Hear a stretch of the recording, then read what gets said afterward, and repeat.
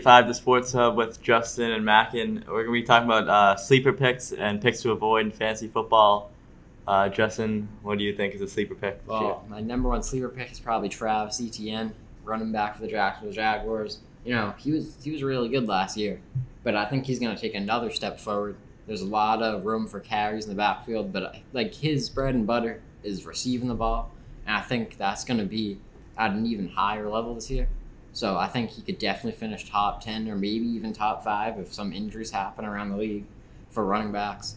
So to snag him earlier or later than maybe expected, that would be a really good pick. All right, Mackin, what do you think? I'm going with Boston's own Ramondre Stevenson. He was a really big sleeper pick last year, and I think he's going to do that again this year. I do think they're going to run the ball more with this new offensive coordinator. They're not going to want to take risks as much.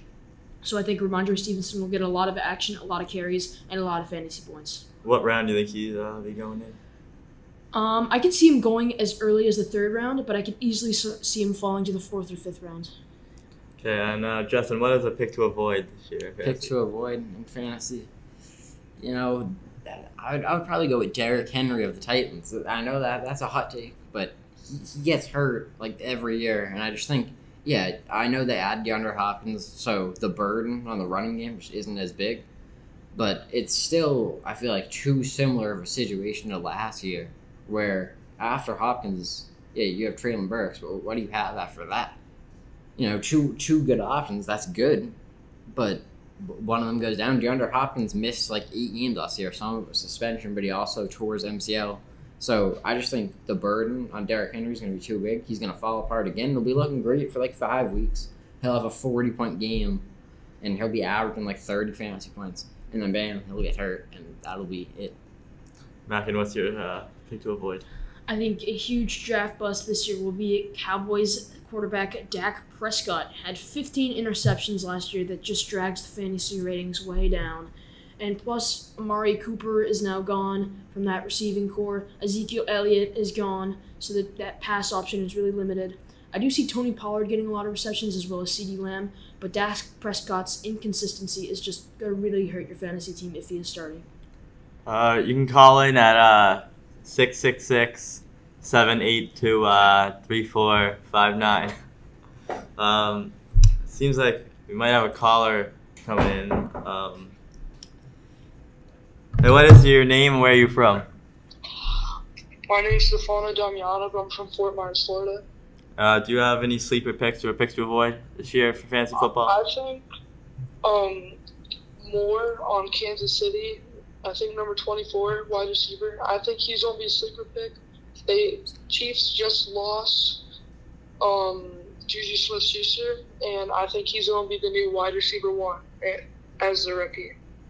Okay. Who'd you say that was again?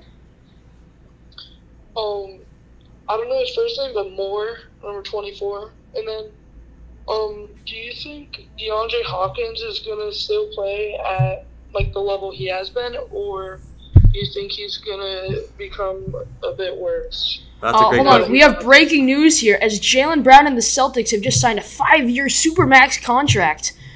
What do you think about this in light of recent events? This is a terrible contract. Why would you? Jaylen Brown, he can't dribble to his left. He can't. He's not a superstar player. Why is he the highest paid player in, I think, NBA history now? That's just a joke. Jaylen Brown, $300 million. That's horrendous. I completely agree. I think Jaylen Brown is the second option on the Celtics. What are the Celtics doing? But let's be honest here. When Jason Tatum got injured against the Heat, he had 9 turnovers. We can't have that as their second option, and he does not deserve a Supermax contract. Yeah, the one thing that I would understand about that as well, I mean, I guess it's a formality, and like eventually he's going to be passed by like 20 different players in those 5 years probably. But that still doesn't make the contract any better. I mean, I guess one thing that could happen is maybe he plays the year on the contract this year. They don't really do anything, and then they trade him. But I just have to wonder, like, where does trade value go down being on a $60 million per year contract? I think that's a valid question to ask. What's the difference in the trade value if he's on a 1-year expiring deal like he was before he signed that, and a 5-year, $300 million, because it's either a rental that the value's pretty low there, or $60 million, which also does bad things to the value. Mackin, what do you think?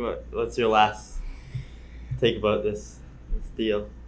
I like Jaylen Brown. Good shooter, great mid-range shot, terrible dribbler. I think he's got about the ball skills of prime Bob Cousy in the 50s. But so I do not stretch. really. I think he's probably He can't worse dribble than with his Cousy. left hand. Yeah, he's probably worse than Cousy. So I don't think that Jaylen Brown deserves this All right, Bob Cousy. contract. There's no handles. Because he 9 turnovers is just way too much in a playoff game. Our second option cannot be doing that. Boston's looking in rough shape.